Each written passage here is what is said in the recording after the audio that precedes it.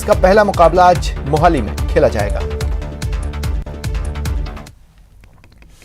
और देखिए बड़ी खबर आपको बता रहे हैं, दौसा से ये खबर है। यहां गायों से भरा कैंटर पकड़ा गया है। कैंटर को खड़ा कर हालांकि गौ तस्कर फरार हो गए। पिलोड़ी के पास बाणगंगा नदी क्षेत्र में यह घटना सामने आई है। दरअसल गौरक्षकों ने इस कैंटर को देखा, पीछा किए जाने से कैंटर चला रहा तस्कर घबरा गया। उसने कैंटर को खड़ा किया और वो फरार हो गया।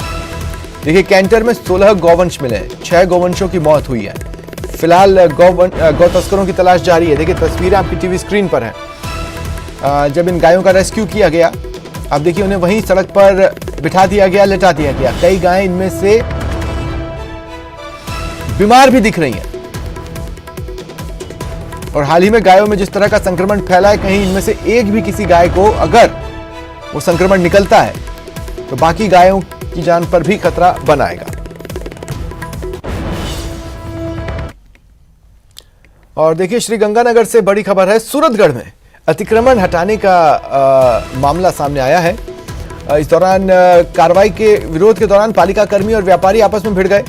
कार्रवाई का व्यापारियों ने विरोध जताया। सूरतगढ़ को अनिश्चितकालीन बंद की घोषणा कर दी। दुकानें बंद रखकर महाराणा प्रताप चौक पर ये धरना दे रहे हैं। पुलिस के आला अधिकारी व्यापारियों से फिलहाल समझाइश कर रहे हैं।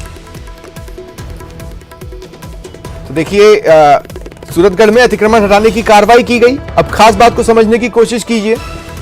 अतिक्रमण किसने किया है? जिन्होंने किया है वही विरोध में उतरे हैं, वही वर्ग विरोध में उतरा है। इन्हीं में से कुछ चेहरों पर अतिक्रमण का आरोप है। और ऐसे में अतिक्रमण हटाने के लिए जब टीम वहां पर पहुंचती है तो व्यापारियों ने विरोध करना शुरू कर दिया। और अब आप देखिए उल्टा चोर कोतवाल को डांटे वाली स्थिति। अनिश्चितकालीन बंद की घोषणा कर दी गई है। दुकानें बंद रखकर महाराणा प्रताप चौक पर व्यापारी धरना दे रहे हैं। हालांकि पुलिस के आला अधिकारी सेंसिटिवली इस मामले को टैकल करने की कोशिश कर रहे हैं। व्यापारियों से समझाइश के प्रयास जारी हैं।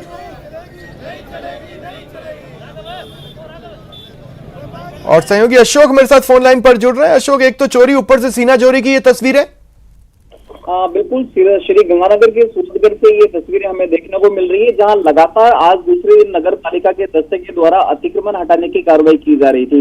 इसी दौरान व्यापारियों के द्वारा अलसुबह इस कार्रवाई का विरोध जताया गया। और व्यापारियों का कहना है कि बिना सूचना दिए, बिना नोटिस जारी किए हुए जिस तरह से नगर पालिका के दस्ते के द्वारा ये अतिक्रमण हटाने की कार्रवाई की जा रही है, नाजायज है। और उसी के विरोध स्वरूप ये भी महाराणा प्रताप गंगा चौक पर बैठे हुए हैं और रास्ता जाम कर सूरतगढ़ के जो बाजार है उसको अनिश्चितकालीन के लिए बंद करने की घोषणा कर चुके हैं।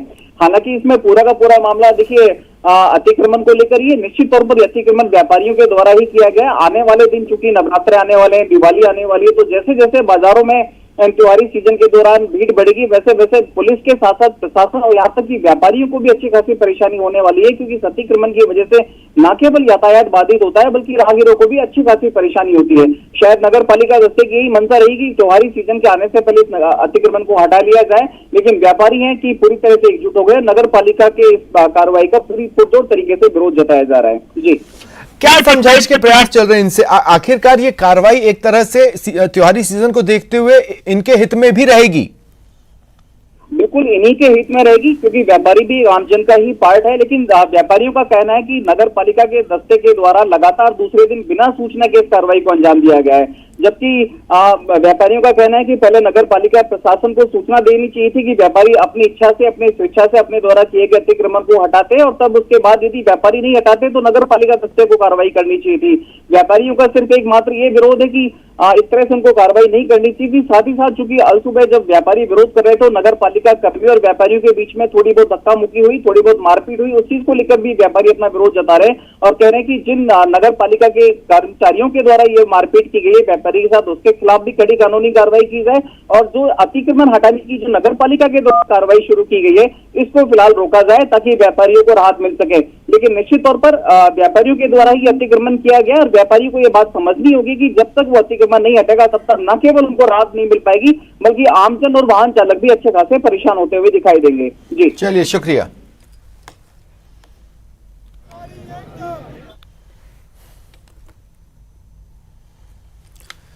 उदयपुर से खबर है, यहां एक सरकारी स्कूल में छात्रों द्वारा तालाबंदी की गई है।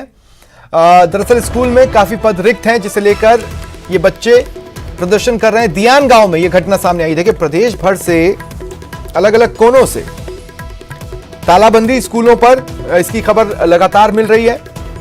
उदयपुर जिले से भी हाल के दिनों में तालाबंदी की खबरें मिली। इस बार जो ताजा खबर आई है वो आई है दियान गांव से। यहां बच्चों ने सरकारी स्कूल में तालाबंदी कर दी है। जो रिक्त पद है उन्हें जल्द भरे जाने की मांग ये बच्चे और ग्रामीण कर रहे हैं। मौके पर एडमिनिस्ट्रेशन जाहिर तौर पर इनसे बातचीत भी कर ही रहा होगा। सहयोगी कपिल मेरे साथ फोन लाइन पर जुड़ रहे हैं। कपिल, क्या अपडेट्स हैं?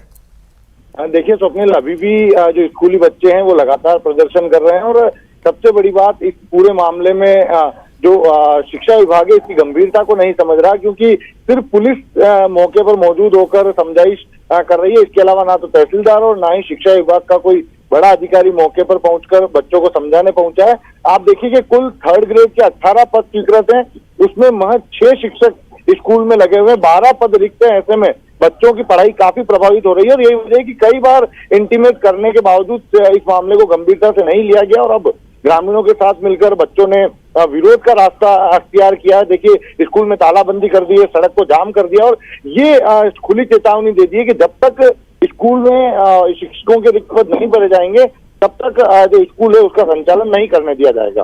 जी स्वप्निल, स्कूल में दरअसल स्थिति क्या है? मतलब कितने टीचर्स की कमी है? इतना भारी आक्रोश अभी भी मानने को तैयार नहीं, इसका मतलब स्थितियां तो विकट होंगी। बिल्कुल, स्कूल में देखिए कुल 18 पद स्वीकृत हैं, जिसमें से महज 6 शिक्षकों को लगाया हुआ है। 12 पद फिलहाल रिक्त है। बहुत बड़ा आंकड़ा है 12 पद रिक्त होने का। 12 पद रिक्त होने के चलते ही विद्यार्थियों की पढ़ाई काफी विद्यार्थियों की पढ़ाई नहीं होने से विद्यार्थी परेशान हो रहे थे और इसको लेकर ग्रामीणों ने और विद्यार्थियों ने शिक्षा विभाग को कई बार इसको शिक्षा विभाग के संज्ञान में लाए हैं, लेकिन उसके बावजूद इस मामले को गंभीरता से नहीं लिया गया, किसी तरह के कदम नहीं उठाए गए और इसी के चलते आज वो स्कूल पर तालाबंदी कर दी है। जी, अब देखिए स्थिति क्या है ना कि ये इस तरह का मैटर है जिसमें प्रशासन भी ज्यादा से ज्यादा क्या कर पाएगा, सिर्फ आश्वासन ही दे पाएगा। लेकिन जिस तरह से बच्चे लगातार नाराजगी दिखा रहे हैं उससे कहीं ना कहीं ये एहसास हो रहा है कि भाई वो सिर्फ आश्वासन से मानने वाले हैं नहीं और ठोस देना फिलहाल प्रशासन के हाथ में है नहीं। उदयपुर की अगर मैं बात करूं कपिल, तो हाल के दिनों में और भी तो स्कूलों से तालाबंदी की खबरें आई हैं। बिल्कुल स्वप्निल, देखिए पिछले कुछ दिनों में लगातार तालाबंदी की खबरें सामने आ रही है। स्कूलों में अब बच्चे जो है खुलकर विरोध दर्ज कराने लगे, क्योंकि ऐसे कई सारे स्कूल हैं। मुख्य तौर पर अगर हम ग्रामीण अंचलों की बात करें, क्योंकि आदिवासी बाहुल्य इलाका है, आदिवासी बाहुल्य इलाका होने के चलते जो शिक्षक हैं, कई बार ऐसा भी होता है कि शिक्षक उन इलाकों में जाना पसंद नहीं करते हैं, तो ऐसे में वहां पर अधिकांश समय तक पद रिक्त रहते हैं। और यही वजह है कि पिछले कुछ दिनों की अगर हम बात करें तो लगातार स्कूल में तालाबंदी करने और स्कूल के जो विद्यार्थी उनके द्वारा विरोध करने की खबरें लगातार सामने आ रही, लेकिन अभी तक किसी भी जगह कोई ठोस कदम नहीं उठाए गए हैं। मुख्य रूप से अगर हम प्रशासन की बात करें तो प्रशासन सिर्फ समझाइश कर सकता है, लेकिन विभाग को आगे आना होगा। बच्चों के भविष्य को देखते हुए विभाग को भले ही डेप्यूटेशन पर लगाया जाए या फिर स्थायी शिक्षकों की नियुक्ति की जाए, कोई भी कदम उठाते हुए बच्चों की पढ़ाई को ध्यान में रखते हुए तुरंत शिक्षक इन स्कूलों में लगाने चाहिए, क्योंकि कुछ ही महीनों में एग्जाम आने वाले हैं। तो यदि कोर्स पूरा नहीं होगा तो बच्चे एग्जाम को किस तरह से फाइट करेंगे, ये एक बड़ा सवाल है। जी स्वप्निल, चलिए शुक्रिया।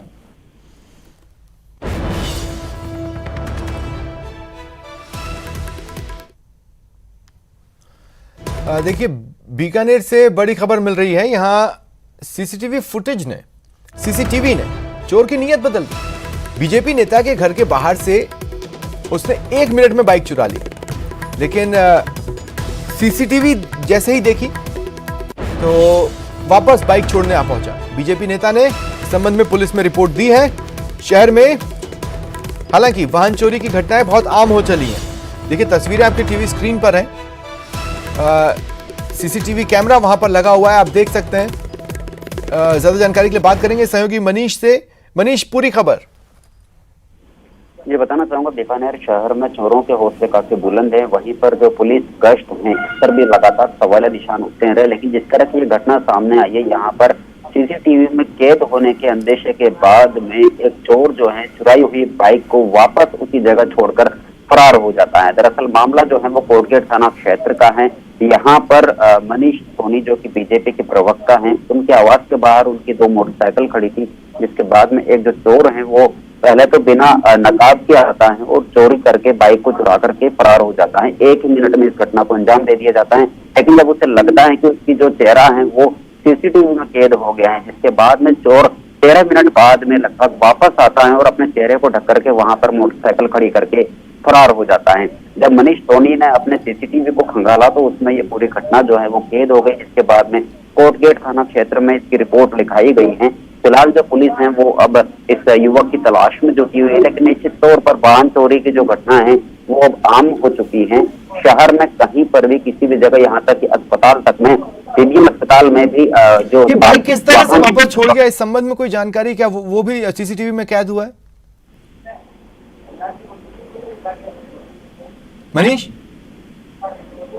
जी, ये चोर जैसा कि तस्वीरों में हम देख सकते हैं, उसको बाद में ये एहसास हुआ कि वहां पर सीसीटीवी कैमरा लगा हुआ है। अगर उस तरफ इसका ध्यान नहीं जाता तो मेरे ख्याल से वो चोरी करके चंपत हो चुका होता। हालांकि उसकी तस्वीरें आ गई हैं सीसीटीवी कैमरे में।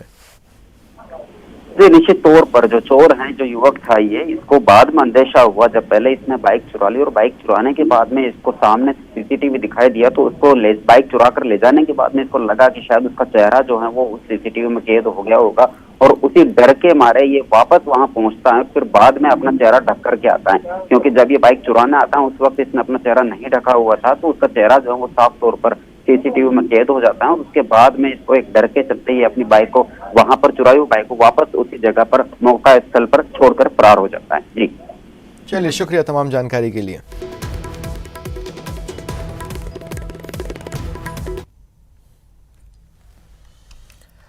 और चलिए बढ़ेंगे आगे। बड़ी खबर है, आपको कोटा से आई एक तस्वीर दिखाते हैं। पहले तस्वीरें देखिए। देखिए कितना शातिर है ये शख्स, पल भर में बाइक चुराकर फरार। शान से बाइक पर सवार हुआ मानो इसी की खुद की बाइक हो। मास्टर की से बाइक का लॉक खोला और बाइक को पीछे सरकाकर ये जा और वो जा। ये तस्वीरें कोटड़ी सर्कल के पास एक मेडिकल शॉप के बाहर की है। हालांकि चोरी की वारदात शॉप के बाहर लगे सीसीटीवी कैमरे में कैद हुई है, जिसमें चोर का चेहरा भी साफ तौर पर दिखाई दे रहा है। फिलहाल गुमानपुरा थाना पुलिस सीसीटीवी फुटेज के आधार पर चोर को तलाश रही है।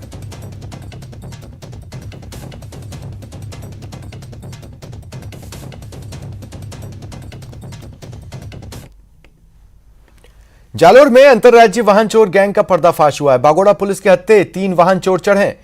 इनसे चोरी की 9 बाइक और एक पिकअप ट्रॉला बरामद किया गया है।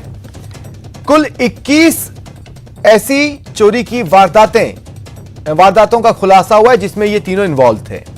अभी और भी खुलासे हो सकते हैं। इधर इनका मॉडस ऑपरेंडी ये निकलकर सामने आ रहा है कि पहले ये बाइक चुराते थे, फिर उसको अलग अलग पार्ट्स में खोल देते थे और अलग अलग पार्ट्स को बेचा करते थे। मौके से बाइक के खुले हुए इंजन भी जब्त किए गए।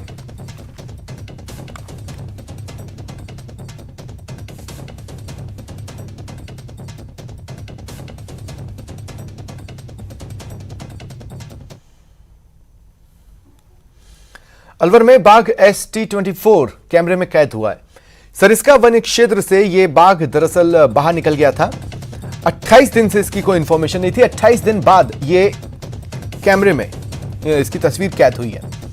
अब इसके मूवमेंट को प्रेडिक्ट किया जाएगा और कोशिश की जाएगी वापस सरिस्का वन क्षेत्र में तक इसको लाने की। ST24 की तस्वीर 24 अगस्त को अजबगढ़ से निकलकर जम्वा रामगढ़ ST24 पहुंच गया था। DFO सरिस्का ने बाघ के कैमरा ट्रैप होने की पुष्टि की है।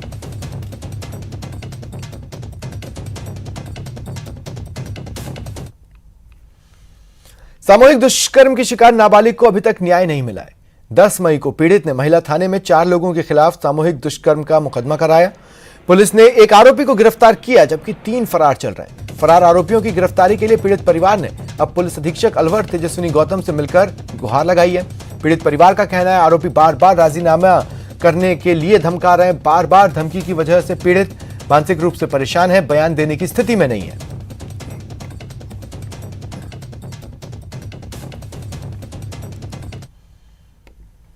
फिलहाल इतना ही। नमस्कार।